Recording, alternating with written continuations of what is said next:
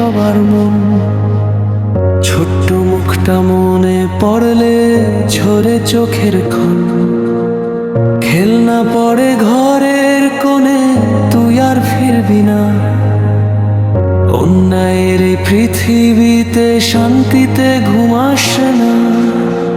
মায়ের ডাকে সাড়া নেই, নীরব হলো ঘর। রামিসা নামটা শুনলেই কেঁদে ওঠে পর। যে কেড়ে নিল ছোট্ট প্রাণ, বিচার হোক তার।